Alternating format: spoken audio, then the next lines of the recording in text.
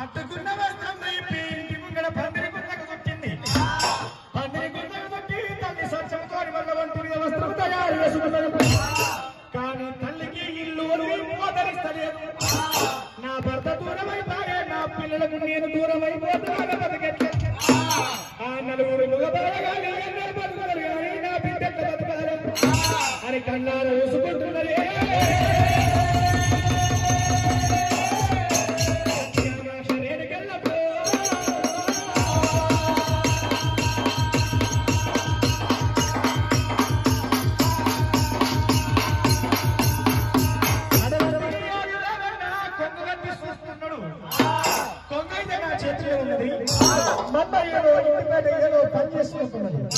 కానీ ఇది ఎనగల్లమ్మ వస్త్రం ఇంటి ముంగడ